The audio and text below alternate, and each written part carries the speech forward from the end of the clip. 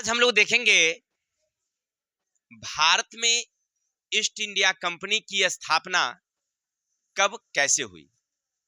देखिए कहानी क्या होती सुनिएगा।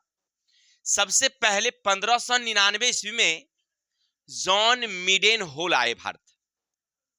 इंग्लैंड का एक व्यक्ति था जिनका नाम था जॉन मिडेन होल।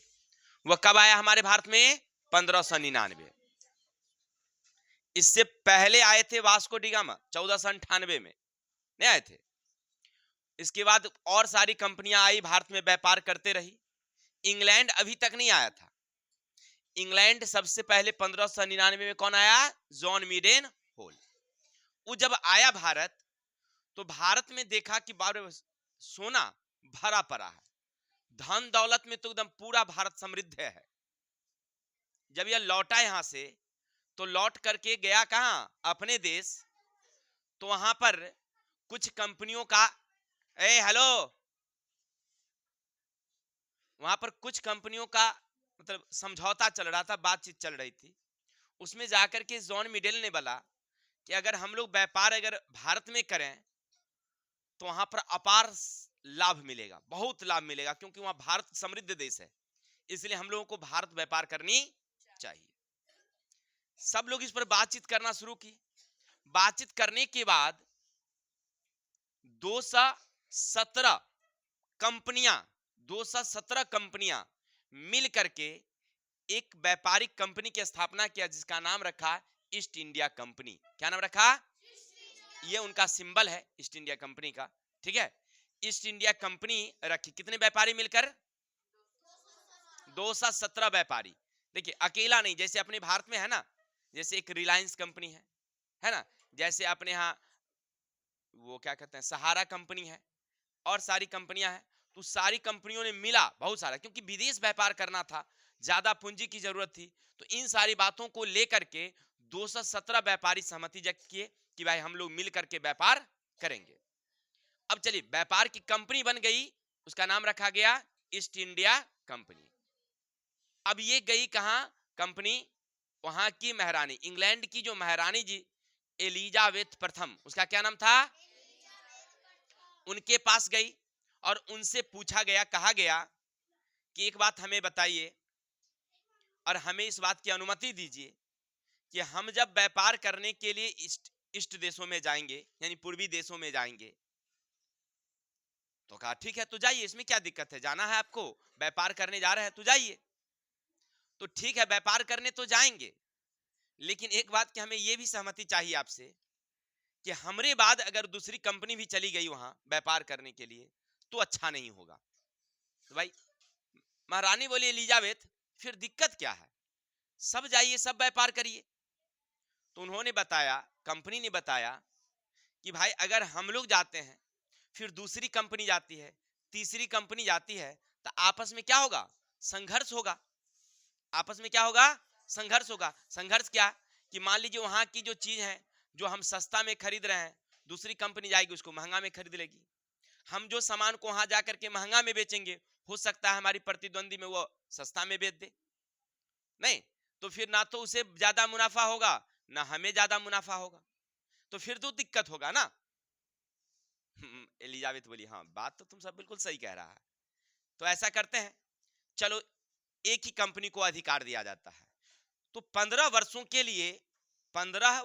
लिए महारानी एलिजाबेथ ईस्ट इंडिया कंपनी को भारत में व्यापार करने का एक अधिकार दे दिया कि जाओ तुम 15 वर्ष तक व्यापार करना। ठीक है, चलिए 15 वर्ष के लिए अभी भारत आना शुरू कर दिया। उस समय जब ये आया था तो हमारे देश में शासन था राजा अकबर का। राजा अकबर के शासन काल बिल्कुल ठीक ठाक रहा, आराम से व्यापारी व्यापार करते रहे।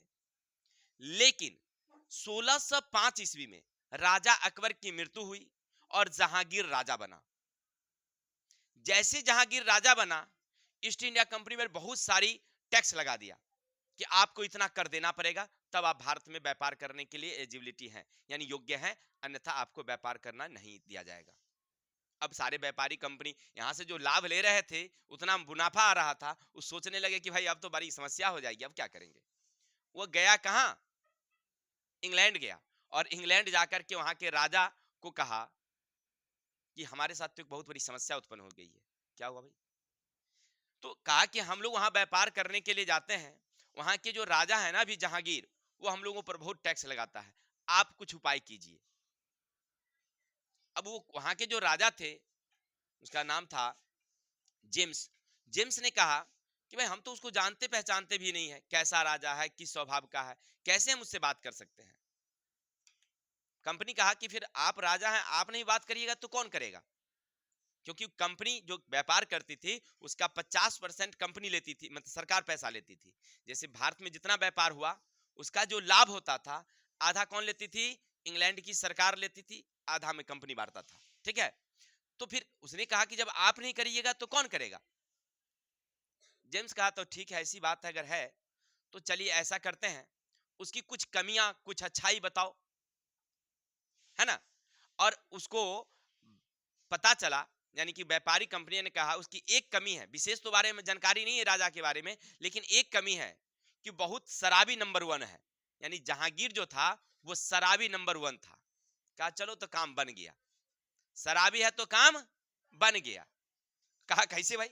अरे नंबर 1 का ब्रांड ब्रांड वाला विस्की लाओ, अंग्रेजी शराब, है ना, और उसको पिलाओ, काम चक हो जाएगा। नहीं, वही किया गया।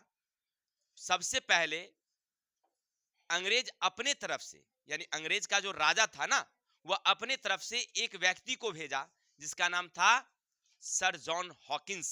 क्या नाम था? अब ब्रांडेड ब्रांडेड विस्की लेकर के भेजा, किसके पास? राजा के पास, जहांगीर के पास। और जहांगीर पहली बार में तो इनकार कर दिया, दूसरी बार इनकार कर दिया, लेकिन शराब का तो बात समझ ही रहे हैं, शराबी को अगर पिला दीजिए तो फिर वो आपका पकिया मित्र हो जाएगा, है ना, और ढूंढते रहेगा, टाइम होगा तो ढूंढते रहेगा, है ना। एक दो दिन पिया, उसके बाद जब उसका विस्की खत्म हुआ अपना जो राजा दिया था, कौन? हॉकिंस। तब हॉकिंस को खोज रहा था कि, और उसके बाद पिलाने के बाद सब कुछ जो है उस पर क्या करवा लिया? साइन करवा लिया कि अब ईस्ट इंडिया कंपनी को यहां पर कोई ज्यादा कर देना नहीं पड़ेगा। यानी कि अंग्रेज बहुत धूर्त आदमी था, बहुत चालाक, है ना। वो देख लिया कि भारत के राजा की क्या कमी है, और इस तरह से भारत में व्यापार करने का वो एक अधिकार प्राप्त कर लिया। क्योंकि शराब की नशे में राजा जो है क्या कर दिए सब, समझ रहा है ना। तो हमारे देश में ईस्ट इंडिया कंपनी की स्थापना कब हुई? तो याद रखेंगे, तारीख है 31 दिसंबर 1600 ईस्वी। कितने व्यापारी का समूह? सबसे पहले किसने आया था भारत में? ठीक है, और उस समय किसका शासन था हमारे देश में? राजा अकबर का। और ईस्ट इंडिया कंपनी को सबसे अच्छा अगर व्यापार करने का अधिकार भारत में मिला है तो किसके शासन काल में? जहांगीर के शासन के। ठीक है, तो आज के इतने ही हम लोग पढ़ रहे थे ईस्ट इंडिया कंपनी की भारत आगमन। क्लियर? कल हम लोग देखेंगे रेगुलेटिंग एक्ट क्या है, वो हम लोग कल समझेंगे। ठीक है, तो आज के लिए इतने ही, तब तक के लिए जय हिंद, जय भारत।